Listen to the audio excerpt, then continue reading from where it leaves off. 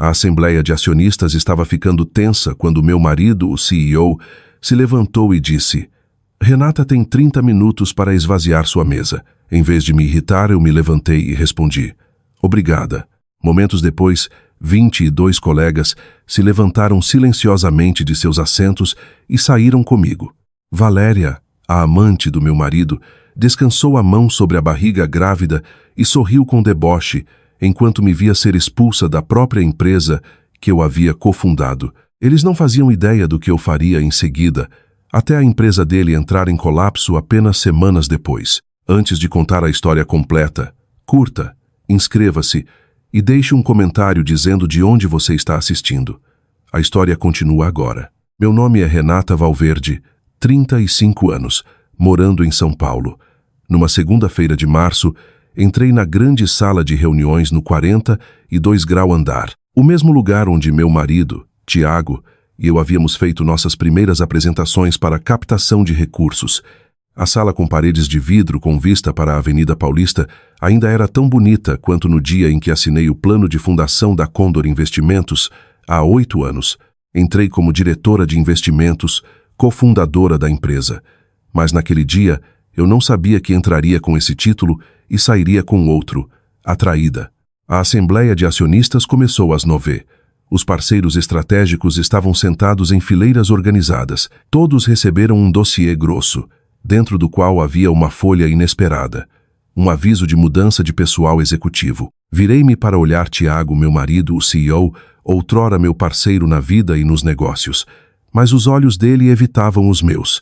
Então ele se levantou, a voz clara pelo microfone, para proteger os interesses dos acionistas e em linha com nossa nova direção estratégica, o conselho decidiu relevar Renata de suas funções, com efeito imediato, sem aviso prévio, sem carta particular, sem conversa, apenas um anúncio frio diante de dezenas de pessoas que eu um dia chamei de colegas. Tiago olhou para mim com uma expressão profissional e acrescentou: Você tem 30 minutos para esvaziar sua mesa. A sala caiu em silêncio absoluto. Eu não chorei. Apenas assenti, recolhi meu arquivo, me levantei e disse uma única palavra: obrigada. Saí da sala de reuniões com passos firmes, mesmo que meu coração parecesse bater contra a lâmina de uma faca. Fui em direção ao meu escritório. A porta já estava aberta, e lá estava Valéria Duarte, a funcionária que eu havia recrutado para nosso programa de treinamento em investimentos há 2 anos, sentada à minha mesa, com a mão no mouse, abrindo arquivos confidenciais que apenas eu tinha acesso. Ela olhou para mim e sorriu com deboche. Nenhuma palavra de desculpas, nenhuma explicação. Eu não disse nada. Abri calmamente a terceira gaveta, onde sempre guardava minhas coisas mais importantes. Tirei um pendrive prateado contendo a estratégia completa da carteira Henderson, as planilhas de análise de risco de mercado e os dados de IA que construí com minha equipe nos últimos 3 anos. Ao lado do pendrive havia uma velha caneca branca de cerâmica, levemente rachada na borda. Nela, em letras azuis, lia-se: Integridade. Essa é sua força. Um presente da minha antiga mentora, agora aposentada. Segurei a caneca nas mãos como lembrete final de por que comecei. Quando me levantei, pronta para sair do escritório, congelei de repente. Um som suave atrás de mim. Era Alice. Ela se aproximou, retirou gentilmente a placa com o nome Alice Monteiro, contadora sênior, da porta de vidro, e sussurrou: Se você não está mais aqui, não há motivo para eu ficar. Era alguém que eu havia convidado desde o primeiro dia. Uma mulher na casa dos 60 anos, com 3 décadas no mercado financeiro, que sempre acreditou em mim. Apertei sua mão com firmeza. Não eram necessárias palavras. Entrei no corredor. E então, um a um, as pessoas se levantaram. Logan, nosso analista de dados, Priya, a primeira mulher que recrutei do programa interno, Marcos, Sara, e depois todos os 22 membros da equipe que eu liderava se levantaram, deixaram suas mesas e me seguiram em silêncio. Ninguém disse uma palavra, mas suas ações falavam mais alto que 1000 declarações. Descemos pelas escadas. Cada degrau ecoava os anos que acabavam de ser traídos. O estacionamento subterrâneo do prédio estava tão frio quanto sempre, Mas hoje recebia 23 pessoas despidas de títulos, despidas de status, mas ainda carregando valor. Um valor que ninguém podia tirar. Olhei ao redor. Ninguém correu para os carros, como se todos esperassem uma resposta. Eu não prometi uma nova startup. Não disse que me vingaria. Simplesmente falei: se algum de vocês ainda acredita que podemos fazer melhor pelos nossos clientes e por nós mesmos, esperem meu telefonema. Eles assentiram. Entrei no meu carro, fechei a porta e sorri enquanto me afastava da Condor Investimentos. Naquela noite, não voltei para a casa que eu compartilhava com meu marido. Não consegui. Não quis. Em vez disso, fui para o pequeno apartamento na Rua dos Pinheiros, o que meus pais me deram quando comecei a faculdade na USP, um lugar de 2 quartos com uma pequena varanda de frente para o horizonte de São Paulo, onde eu passava madrugadas, escrevia minha tese e rascunhava as primeiras linhas do plano de negócios aos 22 anos. Depois de casada, mantive o apartamento como um depósito de memórias. E hoje eu voltava. Não para relembrar, mas para recomeçar. Sentei no velho sofá marrom caramelo, ainda segurando a caneca de integridade que trouxe do escritório. A caneca branca de cerâmica tinha uma pequena rachadura, mas as letras continuavam nítidas. Integridade. Essa é sua força. Coloquei-a sobre a mesa, ao lado de uma velha foto de formatura da faculdade que nunca tirei dali. Meu celular vibrou. Uma mensagem de Ava, filha da minha falecida melhor amiga, agora estudante de MBA na FGV. A primeira mensagem era uma pergunta hesitante. Dona Renata, vi no LinkedIn. É verdade que você foi demitida? Depois veio outra mensagem, mais longa, mais profunda, como um toque numa ferida que eu não achava que ainda doce. A senhora ainda acredita que mulheres íntegras podem sobreviver no mundo dos investimentos? Coloquei o telefone de lado. Depois me levantei, abri a porta da varanda e saí. O vento da noite de São Paulo batia no meu rosto com seu frescor, mas eu não recuei. Fiquei ali quieta, olhando para a cidade que me viu crescer, que me viu acreditar em colaboração, em ética profissional, em amor. Fechei os olhos, deixando o vento levar todo o excesso de emoção. Não queria pensar em Tiago, não queria recordar o rosto de Valéria na minha mesa. Só pensava na pergunta de Ava. Voltei para a sala, abri o laptop, fiz backup dos dados pessoais, revoguei acessos remotos aos arquivos que eu havia criado. Quando o computador desligou, olhei para a caneca, ainda ali, imóvel. Tirei uma foto dela, enviei para a Ava e respondi: ainda acredito, e amanhã vou começar a provar. Eu já não precisava de reconhecimento. Só precisava ser fiel a mim mesma, e eu sabia que amanhã essa jornada realmente começaria. Na manhã seguinte, entrei na cozinha, servi mais café e reabri a antiga conversa entre Tiago e eu. Algo me incomodava desde que ele se levantou e anunciou minha demissão. Não era a perda da carreira, mas a frieza de alguém que um dia me conheceu intimamente, que um dia passou a noite escrevendo a proposta do fundo Henderson comigo, que um dia me viu falar para o conselho de estratégia como se eu fosse insubstituível. E ainda assim ontem, ele não piscou ao dizer: você tem 30 minutos para esvaziar sua mesa. Abri o celular, rolei pelos antigos compromissos do Google Calendar. Tiago havia trocado a senha na semana anterior, alegando exigência da TI. Também havia parado de voltar para casa com regularidade desde o mês passado, citando reuniões com investidores em Campos do Jordão. Quando perguntei se eu deveria ir junto, ele simplesmente balançou a cabeça. Você não precisa se preocupar com isso. O jeito como disse você era leve como ar, mas frio como vento de junho em São Paulo. Havia também um pequeno detalhe que não saía da minha cabeça. Na semana passada, vi Valéria usando um par de brincos de pérola. O exato design da peça sob medida que eu havia encomendado para Tiago me dar no nosso 5º aniversário. Um presente que nunca recebi. Quando perguntei o que ele planejava me dar aquele ano, ele deu um sorriso evasivo. Acho que devo ter esquecido. Expirei profundamente, depois abri meus contatos. Toquei um nome familiar. Helena Ribeiro. Helena não era qualquer advogada. Nos conhecemos no 2º ano da faculdade. Eu me formei em finanças, ela em direito. Mas nós duas nos inscrevemos num curso de startups. Na época, éramos 2 peças de quebra-cabeça diferentes. Uma obcecada por números, a outra por justiça. Mas nós duas acreditávamos em negócios justos. Mais de uma década depois, Quando precisei de alguém que entendesse tanto o setor quanto meu coração, ela foi a primeira ligação. Ela atendeu após 2 toques. Ei, amiga. A voz dela era como sempre, profunda, firme e nunca apressada. Falei direto. Fui demitida pelo meu marido. Silêncio. Depois Helena respondeu.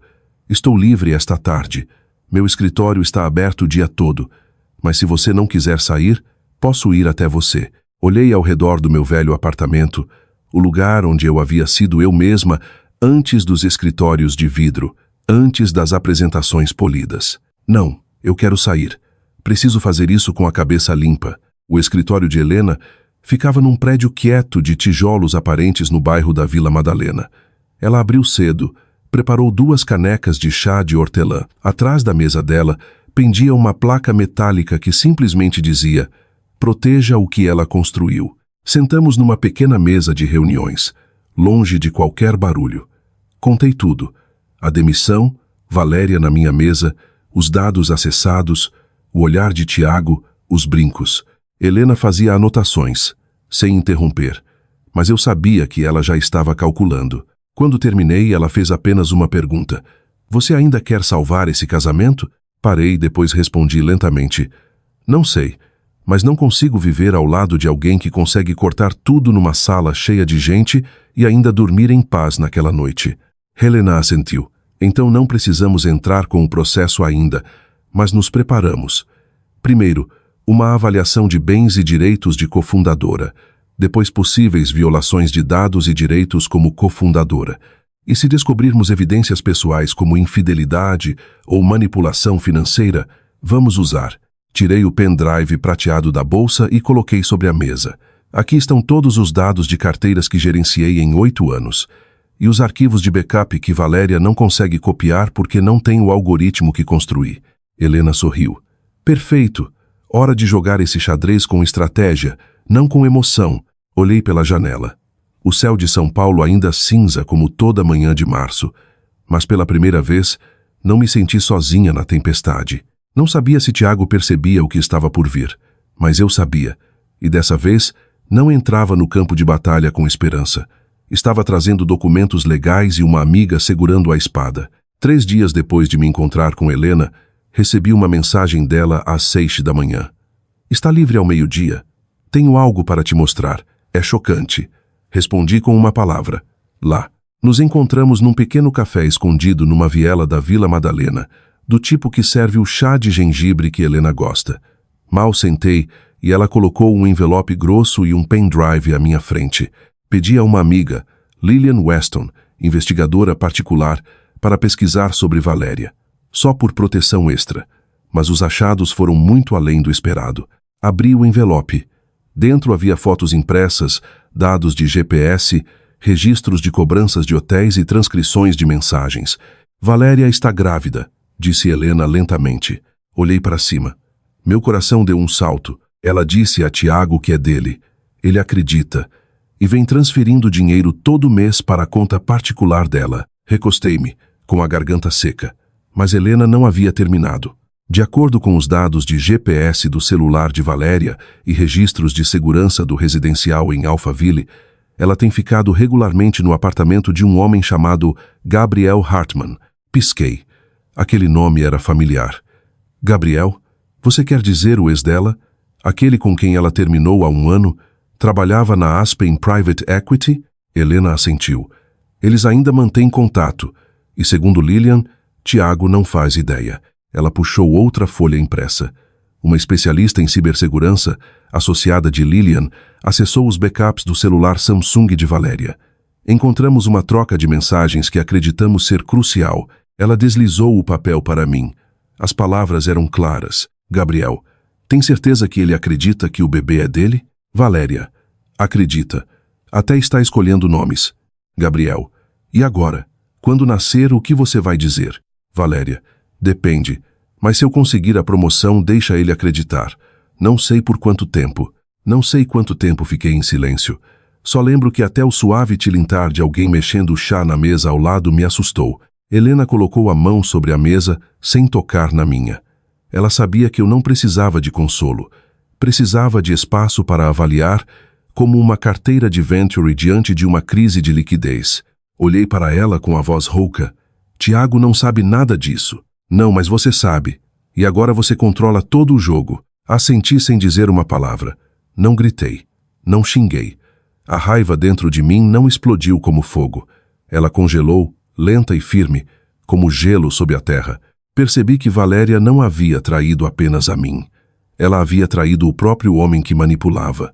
E Tiago, ele não havia me traído apenas profissionalmente. Estava entregando cegamente sua confiança e dinheiro a uma mentira tão calculada que era quase lamentável. Saí do café perto do meio-dia. São Paulo estava mais quente que o usual naquele dia. No caminho para casa, pensei em apenas uma coisa. Eu não precisava de vingança. Precisava que a verdade finalmente fosse ouvida. Naquela noite mal dormi, não de raiva, não de dor, mas porque minha mente girava como um mercado em crise. Dados fluindo sem parar, cronogramas se conectando, até que uma pergunta final piscou como a linha de fundo de uma planilha. Como lidar com isso sem me tornar como eles? Na manhã seguinte, recebi um e-mail de um remetente anônimo com o assunto: reunião para café. Não traga nada. Eu trouxe. A remetente, Margarida Lawson. Margarida fora a advogada-geral da Condor Investimentos. Uma mulher afiada, sempre vestida de forma simples, cabelo grisalho preso num coque firme. O olhar mais frio que um junho paulista. Ela havia saído da empresa há 1 ano sem nunca explicar o motivo. Mas eu sempre suspeitei. Nos encontramos num café francês ao sul do Parque Ibirapuera, um lugar onde ninguém da Condor ia. Cheguei primeiro, pedi chá oolong. Margarida entrou sem bolsa, apenas com uma pasta preta gasta que parecia ser da era pré-digital. Sentou-se e foi direto ao ponto. Soube o que aconteceu com você. E se está trabalhando com Helena, sei que agora é a hora de falar. Assenti levemente. Não perguntei como ela sabia. Margarida sempre sabia de tudo antes que acontecesse. Ela abriu a pasta e me entregou um maço grosso de papéis. São cópias de e-mails que Tiago enviou ao conselho sobre reestruturação da equipe. Mas, na verdade, é uma lista de pessoas que ele planejava eliminar, incluindo 3 que se opuseram à promoção de Valéria. Tem os originais com carimbos de tempo do servidor, capturados antes da TI atualizar o sistema. Folheei a primeira página. Meu nome estava no topo. Abaixo uma nota: substituir por alguém que possa ser controlado e moldado à estratégia pessoal. Sugerida: VD. Margarida serviu água, com voz baixa mas firme. Eu me opus desde o início, mas Tiago contornou formando um comitê interno temporário e plantando suas próprias pessoas. Pedi demissão depois de ver a estrutura ética da empresa ruir. Olhei para ela querendo perguntar por que me ajudava, mas antes que eu falasse, ela respondeu: porque um dia pensei que a Condor seria meu legado jurídico final, mas estava errada. Você é quem pode restaurar a justiça, não por acusações, mas sobrevivendo, resistindo e vencendo com seus valores intactos. Fiquei em silêncio. Ela empurrou a pasta para mim e se levantou. Não estou escolhendo lados, mas se você construir algo novo, um lugar onde integridade não seja confundida com fraqueza, guarde um lugar para mim. Pela última vez me levantei para apertar sua mão. Naquele aperto não havia apenas documentação legal, mas evidência de um sistema podre e a afirmação de que eu não fora a única a ver tudo isso o tempo todo. Ao sair do café, uma chuva fina começou a cair. São Paulo estava úmida e fria, mas minhas mãos nunca estiveram mais quentes. Naquela tarde, voltei para o velho apartamento mais cedo que o usual. O mesmo fino sol dourado do fim de março em São Paulo entrava, mas tudo ao meu redor parecia diferente. Não porque o mundo havia mudado, mas porque eu começava a ver com mais clareza. Ver o que antes estava borrado pela fé cega, admiração mal colocada e o hábito de sacrificar tanto que esqueci de mim mesma. Coloquei a pasta que Margarida me dera sobre a mesa. Ao lado dela havia uma pequena caixa de madeira, algo que trouxe da casa dos meus pais depois que minha mãe faleceu há 3 anos, mas nunca abri. Minha mãe fora professora do ensino fundamental, gentil, mas ferozmente principiosa. Ela não entendia nada de investimentos, não se importava com IPOs ou carteiras de ativos, mas sabia instilar um tipo diferente de valor, um que não aparecia em gráficos e não precisava de balanço para ser provado. Peguei a caixa, Limpei a fina camada de poeira da tampa e abri. Dentro havia uma foto minha com minha mãe na formatura. Eu de beca preta, ela de casaco verde musgo, me abraçando sob uma árvore cheia de folhas, e um envelope envelhecido com a caligrafia que eu conhecia de cor. Para Renata, abra quando o mundo parecer injusto. Abri a carta. Meus olhos pararam na primeira linha. Minha filha, se você está lendo esta carta, pode estar passando por um momento em que a bondade é vista como tolice, a lealdade é pisoteada e o sucesso é tomado por quem não merece. Respirei fundo. Minhas mãos tremeram, não de fraqueza, mas porque parecia que ela estava certa, como sempre estivera toda vez que falhei no colégio, colocando a mão gentilmente nas minhas costas e dizendo: não é culpa sua se o mundo escolhe dar as costas ao que é certo, mas nunca deixe que ele faça você dar as costas a si mesma. A carta continuava. Você pode perder o emprego, perder pessoas em quem confiava, perder tudo o que trabalhou duro para construir, mas se ainda mantiver sua integridade, então não perdeu nada. Não te ensinei a ser CEO, mas torci para que soubesse ser uma mulher que não deixa ninguém decidir seu valor. Coloquei a carta sobre a mesa. Não chorei, mas algo se alojou na minha garganta. Não lágrimas, mas uma dor bonita, como sair da escuridão e lembrar que a luz sempre veio de dentro. Levantei-me, me recompus. Na parede, a caneca de integridade ainda estava no lugar de sempre. Abaixo dela, o pendrive com todos os arquivos que criei. Ao lado, a pasta que Helena finalizava. E agora, a carta da minha mãe. Eu não era mais apenas uma mulher que perdeu um emprego e um casamento ruindo.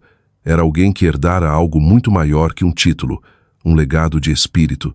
E dessa vez, não lutava para recuperar um cargo. Lutava para recuperar a mim mesma. Naquela noite, abri a janela, deixando o vento de março entrar no velho apartamento onde vivi meus anos de faculdade. Sobre a mesa estavam a carta da minha mãe, os documentos legais de Helena em andamento e o pendrive com a totalidade dos projetos que liderei.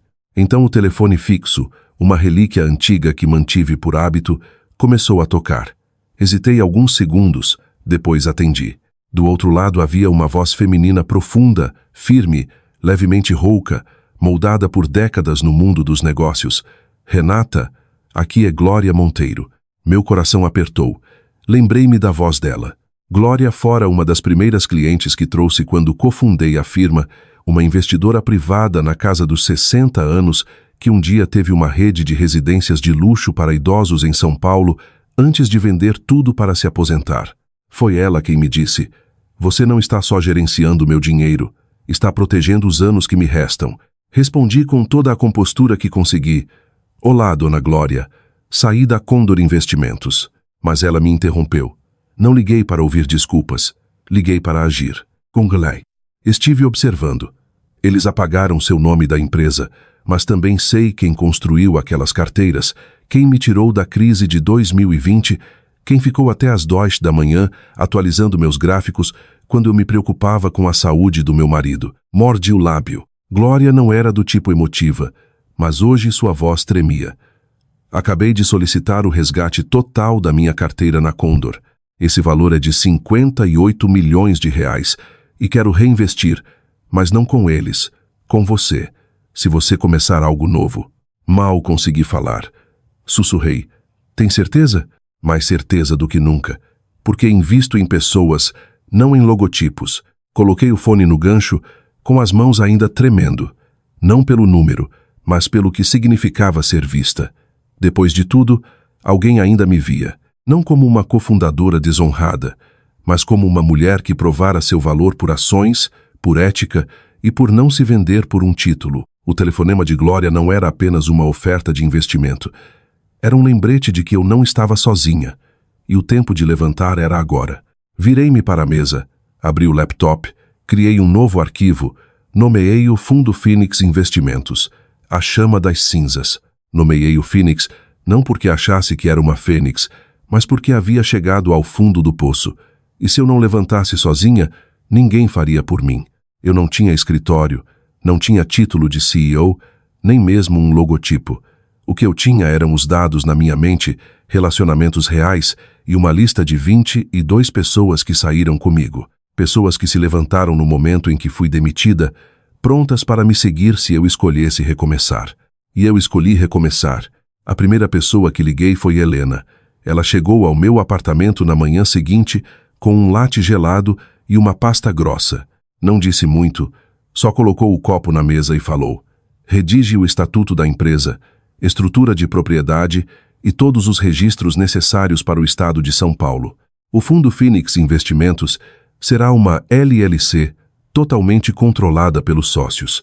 Ninguém vai virar a mesa contra você novamente. Olhei para ela, sem palavras. Por anos compartilhamos cada alto e baixo, de fracassos em finanças corporativas a madrugadas preenchendo nosso primeiro pedido de startup aos 21 anos. Eu achava que amizades da faculdade desapareciam com o tempo, mas Helena ainda estava ali, colocando o primeiro tijolo quando eu só tinha escombros. Aquele dia inteiro reconstruímos sistemas de e-mail, nomes de domínio, registros empresariais. Fiz videochamadas com todos os membros da antiga equipe, analistas, gestores de carteira, staff de comunicação. Ninguém perguntou sobre salários, só perguntavam: quando você começa de novo? Precisa de mim agora? Eu temia não conseguir reunir ninguém, mas descobri que confiança não é luxo. Basta uma pessoa se levantar, e os outros virão para a luz como mariposas para a chama. Naquela noite mandei mensagem para a Glória. O Fundo Phoenix Investimentos agora está oficialmente registrado. A conta fiduciária será aberta no banco que você pediu, e prometo que esse dinheiro nunca mais será traído. Fechei o laptop e me recostei na cadeira. Pela primeira vez em semanas, sorri. Não por vingança contra Tiago, não para provar nada. Sorri porque estava fazendo o que faço de melhor do jeito que acredito ser certo. Phoenix não é vingança. Phoenix é uma declaração. Eu não vou apenas sobreviver, vou viver direito. 3 semanas depois de fundar o Fundo Phoenix Investimentos, Helena e eu entramos na Conferência de Investimentos do Brasil no Hotel Grand Hyatt, em São Paulo, um local que por muito tempo foi território de Tiago. O blazer azul marinho que eu usava foi presente de Helena no ano anterior, com uma frase bordada à mão escondida sob a gola: conquistado, não dado. Ajeitei o cabelo, ajustei o crachá preso no peito. Renata Valverde, CEO, Fundo Phoenix Investimentos. O salão de baile brilhava com ternos de grife e o suave tilintar de taças sobre tapetes grossos. Olhei ao redor. O estande da Strathworth Capital estava no centro. Tiago conversava com 3 investidores de fora. Sua expressão calma, confiante, inabalável. Até que seus olhos pousaram em Helena e eu entrando na sala. Aquele momento nunca esquecerei. O rosto de Tiago congelou. Seus lábios se moveram tentando dizer algo. Depois ele rapidamente virou o rosto como se minha presença fosse um fantasma que não conseguia banir. Sorri, não para provocar, mas para afirmar. Eu não desapareci, apenas voltei para reclamar o que nunca deveria ter sido tirado. Os organizadores me direcionaram a uma pequena mesa do lado esquerdo do salão, onde fundos emergentes exibiam seus modelos. Ninguém sabia que apenas 3 anos antes eu ajudei a escrever os critérios de avaliação dessa mesma conferência. Mas não me importei. Abri meu laptop, documentos detalhando o Phoenix Impact Fund, uma plataforma de investimentos para empresas fundadas por mulheres comprometidas com transparência ESG e responsabilidade social. A única coisa que trouxe comigo foi clareza. Helena ficou ao meu lado, silenciosa, mas sua presença, uma das advogadas de investimentos mais respeitadas de São Paulo, era resposta suficiente para cada olhar cético. Quando chegou minha vez de apresentar, subi num pequeno palco. Minha voz não tremeu, embora minha mão segurando o microfone estivesse fria de nervos. Olhei diretamente para a primeira fila, onde Tiago estava sentado ao lado de Valéria, a mulher grávida que ele um dia acreditou ser seu cartão de simpatia estratégica para a boa vontade dos investidores. Comecei. Não construímos a Phoenix por vingança. Construímos porque há milhares de mulheres que nunca conseguem apresentar seus projetos só por falta de rede, de marido na sala de conselho, de patrono por trás das cortinas. A Phoenix não investe em relacionamentos. A Phoenix investe em verdade. Quando terminei, o salão caiu num estranho silêncio. Depois vieram alguns aplausos, depois mais. Depois o salão inteiro se levantou. Vi Glória, minha primeira investidora anjo, de pé na plateia, com os olhos brilhando. Enquanto os aplausos diminuíam, voltei para a mesa da Phoenix. Ava me entregou um copo d'água, as mãos tremendo de emoção. Mal sentei quando uma mulher na casa dos 60 anos, cabelo prateado bem preso, vestindo um terninho bege elegante em sua simplicidade, se aproximou. Estendeu a mão, voz calma e rica. Sou Deborah Kane. Um dia investi na Condor quando você estava lá e retirei meus recursos no dia em que soube que você foi demitida. Fez uma pausa, sorriu e colocou um cartão de visita sobre a mesa. Estava esperando um momento como este. Menos de 10 minutos depois, a modesta área de atendimento da Phoenix, inicialmente montada com apenas 6 cadeiras, foi inesperadamente lotada. A equipe correu para adicionar mesas dobráveis, canetas extras e pastas de apresentação. Em 1 hora, 12 investidores sênior, muitos deles ex-clientes da Condor ou observadores de longa data do meu trabalho, comprometeram um total de 5 milhões de reais com a Phoenix. Alguns trouxeram filhas ou netas dizendo: estou investindo não só por retornos, mas para que essas meninas tenham um futuro melhor. Olhei ao redor e percebi que a maioria deles não precisava de mais planilhas ou slides. Eles haviam visto o que mais importava: integridade. E isso era algo que passei anos escondendo sob decks polidos, apresentações ensaiadas e apertos de mão nos bastidores. Naquele momento, Tiago permanecia sentado na primeira fila, os ombros tensionados enquanto cada pessoa passava por ele e parava na minha mesa. Os olhos de Valéria estavam desfocados, as mãos apertando a barriga como se pudesse sentir o primeiro vento frio gelando o ar ao redor deles. A Phoenix ainda não era um sucesso, mas naquele dia foi validada, não por uma fusão, mas por confiança. E confiança não tem preço. Na manhã seguinte, a primeira página do Valor Econômico trouxe uma manchete em vermelho: erro de 750 milhões de reais do novo CEO. A notícia do desastroso investimento no Asterisk Global Equity, supervisionado diretamente por Valéria, havia explodido. O fundo estava sob escrutínio da CVM desde o início do ano por negociações de alto risco em mercados emergentes. Na segunda-feira de manhã, as ações da Condor Investimentos despencaram, caindo mais de 18% da noite para o dia, apagando mais de 750 milhões de reais em valor de mercado. O conselho exigiu investigação interna e, pela primeira vez, o nome de Valéria apareceu na imprensa financeira como uma CEO inexperiente e emocional criando risco sistêmico. Eu não disse nada. Sentei no pequeno escritório da Phoenix, com vista para o rio Pinheiros enevoado enquanto Helena me atualizava. Valéria está no hospital. Colapso total. Estresse agudo. Assenti, calma, como se tivesse previsto. Mas então Helena acrescentou: e Gabriel, ele está lá. Olhei para ela, estreitando os olhos. Ele foi ao hospital? Helena assentiu. 2 vezes em 48 horas, segundo as enfermeiras. Eu sabia que o momento havia chegado. Naquela tarde, do lado de fora do hospital Albert Einstein, a mídia já se aglomerava. Vazamentos internos sobre o desastre da Asterisk haviam provocado indignação dos investidores. Tiago ainda não havia aparecido. Helena e eu chegamos quietamente, sem falar com a imprensa.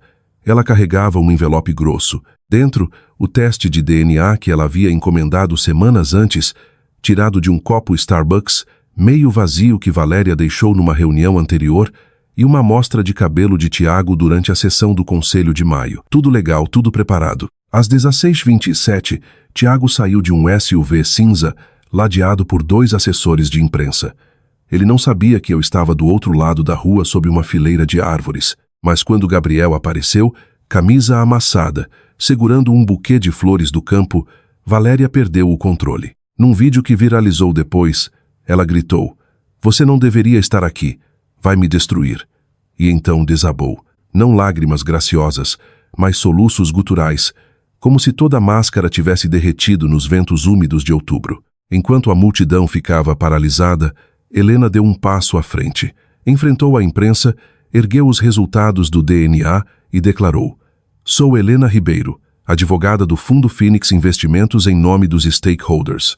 E este é o resultado de DNA, confirmando o pai biológico da criança, que Valéria afirmou pertencer ao Sr. Tiago Valverde. O resultado mostra 0 relação genética. O pai é Gabriel J. Hartman." O nome de Gabriel ecoou sob os flashes das câmeras. Tiago virou-se para Helena. e pela primeira vez vi seus lábios selados, sem negação, sem giro, e da multidão só silêncio mortal. Saí de sob as árvores. Cada passo caiu sobre pedra fria, mas no meu peito queimava fogo. Não precisei gritar, não precisei me exibir. Só precisava de timing e da verdade. Porque quando a verdade é clara o suficiente, ela é a espada mais afiada. E hoje Tiago foi cortado pela própria lâmina que tentou enterrar. 3 dias depois do choque do DNA no hospital, eu estava no meu café habitual na rua Oscar Freire, quando uma mensagem de um número desconhecido apareceu. Renata, estou do lado de fora do seu escritório. Peço 5 minutos. Olhei pela janela. Tiago vestindo um terno cinza amassado, sem gravata, rosto abatido. Ele já não se parecia com o CEO confiante no palco, mas com um homem que havia perdido tudo. Reputação, poder e a verdade. Levantei-me. Abri a porta.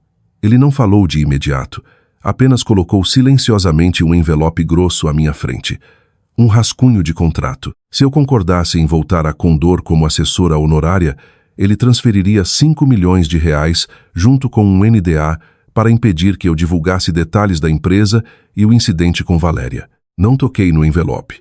Meus dedos descansavam levemente sobre um cappuccino morno. Você realmente acha que preciso tanto de dinheiro assim? Perguntei, com voz suave como o vento da manhã de novembro. Ele olhou para baixo, depois disse o que achava que eu queria ouvir. Desculpe, não sei como as coisas chegaram tão longe. Talvez pudéssemos recomeçar. Assenti. Vamos recomeçar, mas não juntos. Então puxei uma pasta cor creme, papéis de divórcio com cópias dos resultados de DNA, registros de transferências Valéria Gabriel e áudio interno vazado do negócio Astrix.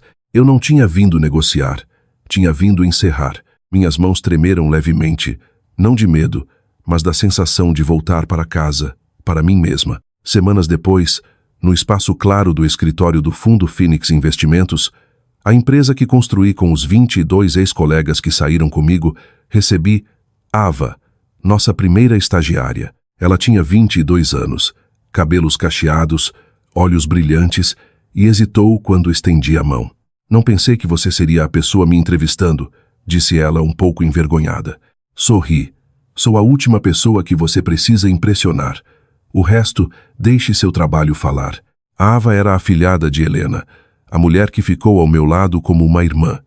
Queria que essa nova geração da empresa começasse do jeito certo, por inspiração, não por condições. Eu não era mais a cu demitida. Era quem reconstruiu a fundação dos escombros, com integridade, inteligência e nada a esconder. O tribunal estava cinza com o frio de dezembro, mas entrei como alguém que já havia visto a luz no fim do túnel. Helena, vestindo um terninho azul marinho impecável, olhos afiados como bisturi, estava ao meu lado. Não mais a amiga de faculdade que sentou comigo no 2º ano de startups inovadoras, mas agora minha representante legal. A única mulher em quem confiava para ajudar a reconquistar justiça, não só por um casamento traído, mas por uma parte da minha vida na qual um dia apostei tudo. Diante do juiz do Fórum Central de São Paulo, Helena apresentou toda a evidência financeira, desde o patrimônio que contribui na fundação da Condor, até o detalhamento dos gastos extravagantes de Tiago com Valéria, usando fundos da empresa. Apontou cada linha. Passagens de primeira classe, bolsas Hermès, apartamento de luxo para sua assistente pessoal, tudo retirado do orçamento de marketing. Sentei em silêncio, observando. Quando foi a vez de Tiago, o advogado dele gaguejou por uma proposta de compensação, oferecendo menos da metade do valor dos bens compartilhados. Mas Helena respondeu calmamente: minha cliente não pede mais, pede o que é justo. Após quase 3 horas de argumentos, o tribunal decidiu que eu receberia um acordo de 11 milhões de reais em dinheiro e reteria todos os direitos de propriedade intelectual da plataforma digital de investimentos que construí para a Condor. Divórcio concedido, definitivo, sem pendências. 2 semanas depois, as manchetes explodiram na mídia financeira. Tiago Valverde renuncia ao cargo de CEO após escândalo interno. Lia a manchete concisa do valor. Enquanto isso, a Condor Investimentos, abalada pelo crash das ações da Astrotech, foi oficialmente adquirida pelo rival de longa data, Grupo Halberg Investimentos. As velhas fotos de Tiago e eu, um dia exibidas em cúpulas de investimentos, foram substituídas por uma imagem minha apertando a mão do presidente do Halberg numa nova conferência. Repórteres perguntaram se eu sentia que havia vencido. Balancei a cabeça. Eu não venci. Apenas escolhi parar de perder. Justiça nem sempre é barulhenta. Às vezes é o aceno quieto de alguém que ficou em silêncio por tempo demais. 3 meses após a decisão do divórcio, o nome Condor Investimentos não aparecia mais nos painéis digitais dos halls de investimentos. A antiga sede, onde Tiago e eu um dia passamos madrugadas codificando a primeira versão da nossa plataforma, agora exibia uma placa sob gestão do Halberg. Quanto a Valéria, a outrora orgulhosa especialista estratégica que entrava nos escritórios com bolsa Hermès na mão, foi demitida numa reunião de emergência sem lágrimas. O comitê de auditoria do Halberg descobriu buracos graves na aprovação dela do investimento Asterisk Global Equity, um negócio que burlou todas as camadas de análise de risco, resultando em mais de 750 milhões de reais em perdas e apagando 90% das carteiras de 200 clientes. O relatório interno chamou de conduta imprudente de natureza personalizada. Ela tentou escrever um e-mail de desculpas, mas ninguém respondeu. Aqueles que um dia a bajularam em eventos de networking agora a evitavam como uma mancha que ninguém queria tocar. E Tiago alugou um pequeno escritório no 3º andar de um prédio sem nome em Alphaville, se auto-intitulando consultor financeiro independente, mas nenhum cliente apareceu. Seu perfil no LinkedIn mostrava apenas 2 interações, uma da mãe e outra de Valéria. Numa noite inicial de primavera, rolando as notícias, vi uma foto dos dois num evento local de investimentos listado como convidados de honra, mas ninguém os apresentou. Ninguém lhes perguntou nada, sentavam na última fila de mãos dadas. E naquele momento fugaz, não senti amargura. Apenas sorri e disse para Ava, a estagiária agora sentada à minha frente no modesto escritório da Phoenix. Eles escolheram um ao outro e caíram juntos. 6 meses após a decisão judicial, eu estava em frente ao novo prédio de vidro na Avenida Brigadeiro Faria Lima, coração do Itaim Bibi, em São Paulo. A placa Fundo Phoenix Investimentos acabara de ser instalada naquela manhã, brilhando na luz suave como um novo símbolo de renascimento, não só meu, mas de toda mulher um dia ignorada. Começamos com 22. Agora éramos 45. O escritório não tinha cantos escuros, apenas salas de reunião banhadas em luz natural, corredores com pinturas de Ava, cada uma um símbolo de superação. Ava, a mesma menina que um dia me enviou e-mail pedindo estágio, agora era analista estratégica. Atribui a ela uma nova carteira, deixando que elaborasse a estratégia e apresentasse aos clientes. Ela performou melhor que qualquer veterano com quem já trabalhei. Os ativos sob gestão da Phoenix haviam superado 525 milhões de reais, mais de 5 vezes nossa meta original. Uma das nossas investidoras mais queridas era Gloria Spencer, uma mulher que criou 3 filhos sozinha depois que o marido partiu. No nosso fórum anual de clientes de fim de ano, ela se levantou e disse, não investi na Phoenix só por retornos. Fiz isso para que minhas netas vejam uma firma liderada por mulheres, onde valores não são sacrificados por prestígio. Fiquei paralisada, não por emoção momentânea, mas porque percebi que o que construía não era mais sobre vingança, era sobre restaurar valor. No andar superior, mandei construir uma sala de conselho privativa com um pequeno retrato, não meu, mas da minha mãe. Abaixo dele, gravado em aço, Fundo Elaine Harper, porque dignidade é legado. O fundo, batizado com o nome dela, foi criado para apoiar startups lideradas por mulheres com menos de 30 anos, de origens desfavorecidas, com drive resiliente. Entreguei a gestão do fundo à Ava, fechando o círculo. Minha mãe sempre acreditou no renascimento a partir da dor, e agora vivo cada dia como uma nova chama, não para queimar o passado, mas para iluminar o caminho para quem tenta escapar dele. Na manhã final de dezembro, neve não, mas uma chuva fina caía suavemente pelas amplas vidraças do escritório da Phoenix, lançando um brilho quieto como fragmentos de memória se fechando. Na maior sala de reuniões, todos os 45 membros da equipe estavam presentes, alguns de blazer, outros de suéteres simples, mas em cada par de olhos brilhava a mesma luz, recuperação. Fiquei diante deles, ao lado de Ava e Helena, agora diretora jurídica da Phoenix, e sorri. Minha voz era baixa, firme, mas inabalável. Aqueles 30 minutos sendo demitida não foram o fim, disse. Foram o começo de uma geração de mulheres que não aceitam mais ser conduzidas pelo nariz. Não reconstruímos das cinzas só para olhar para trás. Construímos para seguir em frente com lições que nós mesmas esculpimos. Houve aplausos, mas ninguém vibrou. As pessoas apenas se olharam e assentiram. Um tipo quieto de respeito, como se cada uma carregasse uma Renata dentro de si, uma parte que um dia foi dispensada, duvidada, cortada no meio do sonho. Após a reunião, recebi um e-mail da Bloomberg com o assunto. Phoenix além das cinzas. Pediam uma entrevista completa para o especial de Ano Novo. Respondi com uma única frase. Depois fechei o laptop. Não construímos isso para retaliar. Construímos para que ninguém fosse esquecido. Naquela noite, voltando para meu novo apartamento, onde uma pequena placa de madeira pendia gravada com as palavras "Ainda assim eu me levanto", encontrei um envelope na caixa de correio, sem endereço do remetente, mas reconheci a caligrafia da minha mãe. A carta era curta, apenas algumas linhas. "Renata, sei que você é mais forte do que jamais imaginei e que nunca precisa escolher entre amor e autorrespeito, porque merece os dois." Coloquei a carta ao lado da caneca branca de cerâmica de integridade, o presente da minha mentora falecida. Depois abri a janela, deixando a última brisa do ano varrer o ambiente. Ao longe, o skyline de São Paulo brilhava na noite, prova de que da dor nós não apenas sobrevivemos, nós podemos renascer. Curta. Inscreva-se se acredita que mulheres de todas as idades merecem respeito. Compartilhe este vídeo com uma mulher que um dia se sacrificou em silêncio e me diga nos comentários de onde você está assistindo. Porque não importa em que etapa da vida estamos, podemos recomeçar com a cabeça erguida.